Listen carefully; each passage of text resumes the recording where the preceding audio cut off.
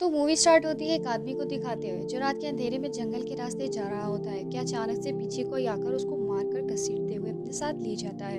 अगली सुबह हम एक फैमिली को देखते हैं जो कि वहाँ कैंपिंग के लिए आती है, जिनमें एक गीत, उसकी वाइफ कैथलीन, उसकी बेटी एमी और उसका बेटा जेफरी होता है। फिर वो एक जगह पर रुकते हैं और गीत उन सबके लिए खाना बनाता है। सभी खाने की मेज पर थे मगर एमी खाना खाने से मना कर देती है और फिर वो फोन पर बात करते हुए दूर जंगल में चली जाती है। फिर दूसरी तरफ उनके पास गाड़ी में दो बंदे आते हैं जिनमें एक का नाम वार्नर और एक का नाम बिली होता है। कीथ से उस आदमी के बारे में पूछ रहे थे जिसको रात कल मारा गया था। फिर कीथ उनसे कहता है हमने नहीं देखा, हम तो यहाँ कैंपिंग के लिए आए हैं। जेफरी उन्हें खाने के लिए एक चॉकलेट देता है क्योंकि ये उल्टी हरकतें करने में माहिर था। उतनी देर में एमी वापस आ जाती है। कीथ उसे वैन में जाने का कहता है और वो चली जाती है। वो दोनों ये सब देखकर कीथ से कहते हैं कि क्यों ना हम आपकी वैन को देख लें, हमें शक है कि हमारा साथी आपकी वैन में हो सकता है। मगर कीथ कहता है कि हमें देर हो रही है। तो वो दोनों वहाँ से चले जाते हैं और उनके जाते ही वो भी सब निकल जाते हैं, मगर वो नहीं जानते थे कि वो दोनों उनको फिर मिलेंगे। अब बीच रास्ते वो अपनी गाड़ी ठीक कर रहे होते हैं और इस बार उनके पास शॉटगन भी थी। ये देखकर कैथलीन डरकर कीथ से वैन को वापस ले जाने को कहती है, मगर कीथ फिर भी वैन रोक देता है। वो दोनों आकर उनसे लिफ्ट मांगते हैं कि वैन खराब हो गई है तो उनको टाउन तक लिफ्ट देते हैं। कीथ को डरा हुआ देखकर वार्नर कहता है कि हम दोनों में से किसी एक को लिफ्ट दे दो ताकि ये वहाँ पहुंचकर कार ले आए और मुझे यहाँ से ले जाए। मगर कीथ बिली को लिफ्ट दे देता है। फिर वो जेफरी से बातें करने लगता है। वो उसे बताता है कि उसके घर में उसके अंकल और उनकी दो बेटियां रहती हैं। वो आपका बहुत अच्छा वेलकम करेंगे क्योंकि उन्हें मेहमान नवाजी बहुत पसंद है। उसी दौरान उसको जेफरी के हाथ में नोटपैड दिखता है। जब वो उसको देखता है तो वो हैरान हो जाता है, ये तो उसके साथी का है जो रात मारा गया था। उसके देखते ही देखते जेफरी उसके कंधों पे दो चाकू घुसा देता है। और अब यहाँ कहानी में पूरा ट्विस्ट आता है कि जिनसे डरना चाहिए था वो मासूम थे और जो नहीं थे उनसे डरा जा रहा था। असल में ये पूरी फैमिली सीरियल किलर होती है और वो इंसानों को मारकर उनका गोश्त खाया करते थे। कल रात उस बंदे को भी इन्हीं सब ने मारा था और उसके बाद उसको बनाकर ये लोग उस वक्त अपना खाना एंजॉय कर रहे थे। उसके बाद वो बिली के पीसेस करके उसको फ्रीज कर देते हैं। कैथलीन उस बंदे की आंख एमी को गिफ्ट करती है। खैर उसके बाद वो लोग उसी फैमिली के पास जाते हैं जहाँ एक बूढ़ा आदमी अपनी दो बेटियों जूलियन और सवेना के साथ होता है। वो लोग वहाँ जाकर मासूम बनकर कहते हैं कि हमारी वैन खराब हो गई है तो आज रात के लिए हमें स्टे करना है। जिस पर जूलियन कहती है क्यों नहीं, मगर सवेना कहती है कि थोड़ी और आगे चले जाओ, टाउन तो आ ही जाएगा। जिस पर वो लोग उस बंदे का नाम लेकर कहते हैं कि उसी ने हमें आपके बारे में बताया, यानी बिली ने, और कहा कि मेरे घर पर रुक जाइएगा। जिसकी वजह से वो लोग उन्हें अंदर बुला लेते हैं, जो कि उनको बिल्कुल भी नहीं करना चाहिए था। अंदर आते ही कीथ उनसे उनका फोन मांगता है, जिस पर जूलियन कहती है कि हमारे पास एक ही फोन है जो कि बिली के पास है, मगर उन्हें तो वो खाना पसंद नहीं आता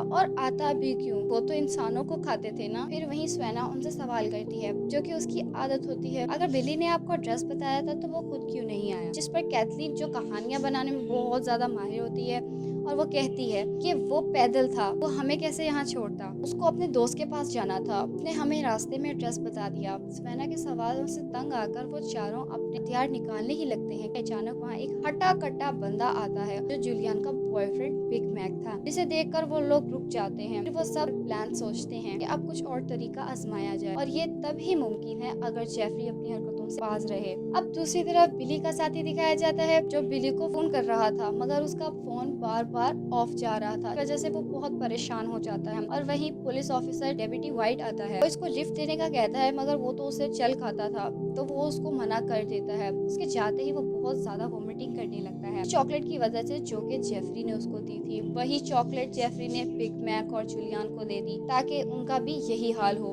दूसरी तरफ बिली का घर दिखाया जाता है जहाँ एमी वॉशरूम जाती है, उससे वो आंख गिर जाती है जो उसकी मॉम ने उसको गिफ्ट की थी। वो उसको इग्नोर करते हुए बाहर आ जाती है जहाँ उसे सवेना दिखती है। वो दोनों एक कपल की तरह बिहेव करते हैं और फिर जूलियन वहाँ आकर उन्हें सोने के इंतजाम के बारे में बताती है। फिर सोने से पहले सवेना उन सबको पियानो प्ले करके सुनाती है, इससे एमी भी इम्प्रेस हो जाती है। फिर सभी सोने के लिए अपने अपने रूम में जाते हैं। वहीं कैथलीन कहती है कि वो किसी फैमिली को नहीं मारना चाहती क्योंकि उस फैमिली के रूल्स थे कि वो उन लोगों को मारेंगे जो इस दुनिया पे बोझ हैं या बुरे काम करते हैं। उन्होंने कभी हंसती खेलती फैमिलीज को नहीं मारा था और ये लोग आज यही काम करने वाले थे। कीथ अपनी वाइफ को हौसला देता है। उसके बाद वो अपने बेटे के पास जाता है क्योंकि सब जानते हैं वो बहुत जज्बाती है। वो कहता है कि जूलियन को तुम मारना, मगर बिग मैक को मैं मारूंगा क्योंकि वो बहुत ताकतवर है, मगर मेरे कहने से पहले तुम तुम कुछ उल्टा सीधा नहीं करना वरना सब खेल बिगड़ जाएगा। वहीं दूसरी तरफ एमी स्वेना के अवार्ड्स देख रही होती है कि उसे तीरंदाजी में मिले थे क्योंकि उसका निशाना बहुत पक्का था। ये लोग यही बातें कर रहे होते हैं कि दूसरी तरफ हम देखते हैं जूलियन को वॉमिटिंग स्टार्ट हो जाती है। वहीं जेफरी मौका देखते ही मैक पर हमला कर देता है और कीथ उस बूढ़े आदमी को मार देता है। कीथ को जब पता चलता है कि जेफरी ने मैक को खुद ही मार दिया तो वो उसे इनाम के तौर पर उस मैक की जबान देता है क्योंकि उनमें तो ऐसा ही चलता था। और वहीं सवेना और एमी सोने लगते हैं तो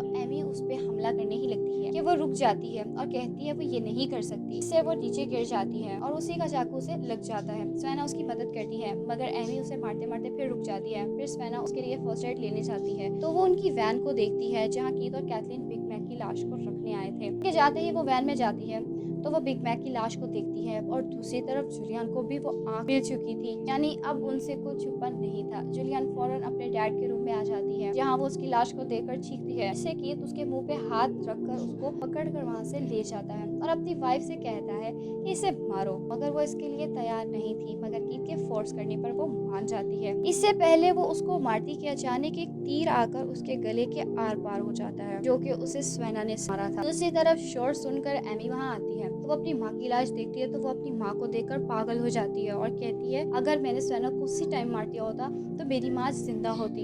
इसके बाद वो लोग प्लान करते हैं कि वो दोनों लड़कियों को मारकर इस घर को जलाकर वहाँ से चले जाएंगे। वहीं कीथ ने जूलियन को पैर से बांधकर टॉर्चर करना शुरू कर दिया जिसकी वजह से सवेना वहाँ आ जाए कि वहीं सवेना जेफरी के गले पे चाकू रखते हुए वहाँ आ जाती है। आने से पहले वो अपने रूम में जाकर वहाँ एमी के फोन से पुलिस को फोन करके वहाँ आती है, मगर वो सब देखकर कीथ को कोई फर्क नहीं पड़ता क्योंकि वो अपनी वाइफ की मौत के बाद बहुत पागल हो चुका था, जिससे वो जूलियन के गले में चाकू रख देता है और सवेना ये देखकर जेफरी को छोड़ देती है। फिर दोनों बहनों को साथ बांधकर टॉर्चर करना शुरू कर दिया जाता है। वहीं कीथ मैक की जुबान फ्राई करके वहाँ उनके सामने खाने लगता है। वो जूलियन को खाने के लिए फोर्स करता है जिस पर वो मना कर देती है, जिसे कीथ जूलियन के हाथ का अंगूठा काट कर चूसने लगता है। उसके बाद वो सवेना से उसे खाने का कहता है जिस पर सवेना उसे बताती है हमारी बेटी लड़कियों में इंटरेस्टेड है। ये बात सुनकर वो गुस्से में आकर उससे लड़ने लगता है और उसी तरह सवेना अपने आप को फ्री कर लेती है और मौका देखते ही फॉर्क उठाकर कीथ की आंख में दे मारती है, मगर उसे कुछ खास फर्क तो पड़ता नहीं क्योंकि वो तो एक बहुत ही साइकोपैथ और अजीब आदमी था। वो अपनी ही आंख को निकाल कर खा जाता है। उसी बीच बिली का वो दोस्त वहाँ आ जाता है और कीथ से लड़ने लगता है और फिर जेफरी जो कि उनके घर पर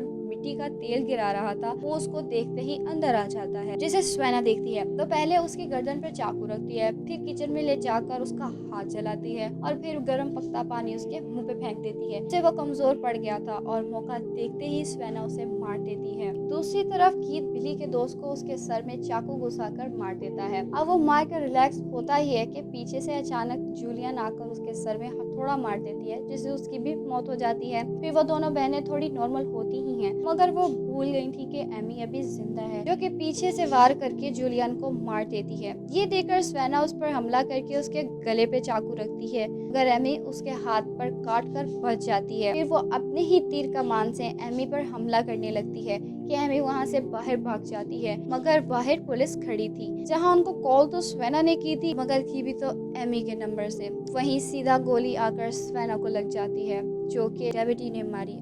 अब बूम कर स्टोरी वहीं आ गई, यानी कि जजमेंटल, क्योंकि बेकसूर लड़की मारी गई और कातिल लड़की बच गई। सेम वैसे ही जैसे विक्टिम फैमिली किलर साबित हुई और किलर फैमिली विक्टिम। डेविटी वहीं सब रिपोर्ट दे ही रहा होता है कि एमी उसको मार देती है और उस घर को आग लगाकर अपनी वैन में बैठकर वहां से चली जाती है और इसी के साथ ये ट्विस्टेड मूवी यहीं एंड हो जाती है। अगर आपको मेरी एक्सप्लेनेशन पसंद आई हो तो प्लीज़ मेरे चैनल को सब्सक्राइब कर दें और लाइक शेयर कमेंट करना बिल्कुल मत भूलिएगा। शुक्रिया।